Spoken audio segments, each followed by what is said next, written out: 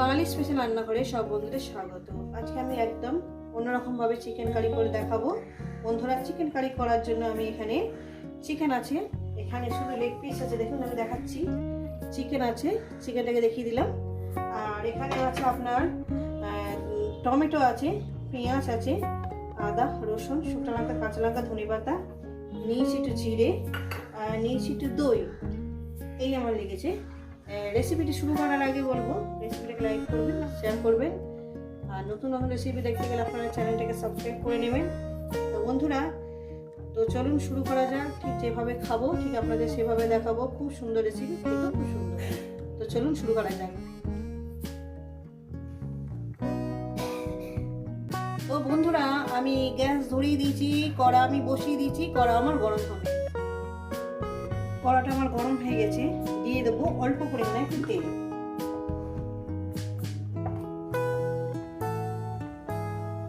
তেলটা আমার গরম হয়ে গেছে, দিয়ে দেবো একটু লবণ। আমি লবণটা আগে থাকতেই দিয়ে দিচ্ছি, 1 চামচ লবণ দিলাম। এবার লবণ দেওয়ার সঙ্গে সঙ্গে দিয়ে দেবো আমি এখানে পেঁয়াজটাকে দিয়ে দেবো। পেঁয়াজটাকে দিয়ে দিচ্ছি।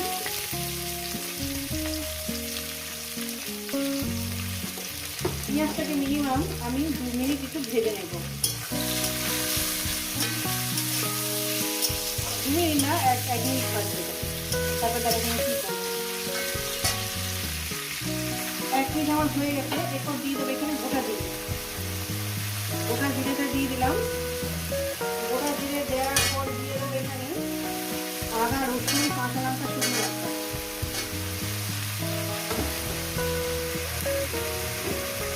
দিয়ে এটাকে আমি ভালো করে আরো 1 থেকে 2 মিনিট ভেজে নেব। রেসিপিটা কিন্তু পুরোটাই দেখবেন, একটু বাদ দেবেন না। খুব সুন্দর রেসিপি, খেতে খুব সুন্দর হয়। এভাবে আমি 2 মিনিট ধরে এটাকে ভেজে নেব। তো বন্ধুরা, এটা আমি ভেজে নিয়েছি। পুরো পেঁয়াজ রসুন আদা কাঁচা লঙ্কা সব কিছু আমি ভেজে নিয়েছি। বেশি এমন করে ভাজলাম না, এটা আমি নামিয়ে নেব। এরপর আমি মাংস রান্না করার মতো তেল দেব, আর সেই মাংস রান্না করার মধ্যে আমি আলুটাও ভেজে নেব।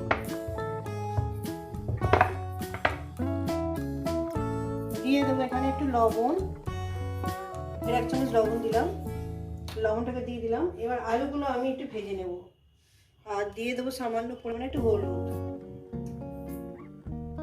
আলুগুলো সুন্দর করে আমি লাল লাল করে ভেজে নেব। তো বন্ধুরা, আমার আলুটা ভাজা হয়ে গেছে, আমি আলুটাকে তুলে নেব। তো বন্ধুরা, আমি গ্যাসটা একটু অফ করে দিয়েছি। এখানে দিয়ে দেবো আপনার ওই হলুদের গুঁড়োটা দিয়ে দিলাম। সবকিছু আমি দিয়ে দিয়েছি, পেঁয়াজ ভাজা আদা রসুন শুকনো লঙ্কা কাঁচা লঙ্কা জিরে সবকিছু দিয়ে দিয়েছি, হলুদও দিয়ে দিয়েছি। এটা আমি একটু দই 2 চামচ দই দেবো, তারপর বেটে নেবো এটাকে। তো বন্ধুরা, আমি এখানে একটু ফোড়ন দিয়ে দিলাম, গোটা গরম মশলা, গোটা জিরে, তেজপাতা ফোড়ন দিয়ে দিলাম। কয়েক সেকেন্ড একটু ভেজে নেবো, কয়েক সেকেন্ড ভেজে নেবো। তো বন্ধুরা, ফোড়নটা আমি ভেজে নিয়েছি। এরপর কি করবো, আমি চিকেনটাকে দিয়ে দেবো।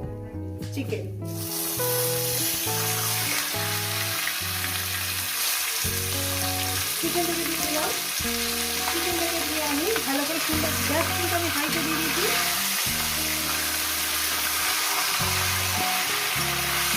এইভাবে রান্নাটা আপনাকে করতে হবে, ভালো করে সুন্দর করে আমি ভেজে নেব। মিনিমাম 7 থেকে 8 মিনিট আমি চিকেনটাকে ফ্রাই করবো, 7 থেকে 8 মিনিট। তো বন্ধুরা, আমি 5-7-8 মিনিট ভেজে নিয়েছি। এবার দিয়ে দেবো এই মশলাটাকে মশলার বাটি ধোয়া জলটা আমি এক্ষুনি দিয়ে দেবো। মশলার বাটি ধোয়া জলটা আমি দিয়ে দিলাম। দিয়ে এটাকে আমি সুন্দর করে কষিয়ে নেব, যতক্ষণ না মশলাটা থেকে তেলটা সম্পূর্ণ আলাদা হয়ে যাচ্ছে। রান্নাটা কিন্তু পুরোটাই দেখবেন, আর কেমন হয়েছে কিন্তু জানতে ভুলবেন না। এই রেসিপিটা আপনাদের কেমন লাগলো, ঠিক যেভাবে রান্নাটা করছি আপনারা ঠিক সেইভাবে রান্নাটা করবেন। গ্যাস কিন্তু মিডিয়ামে রাখবেন। আর এই মশলা কষানোর মধ্যে দিয়ে দেবো আমি টমেটোটা, দিয়ে সুন্দর করে কষিয়ে নেব। যত সুন্দর কষাবেন ততটাই টেস্টি হবে। ঠিক যেভাবে রান্নাটা করছি সেইভাবেই করবেন।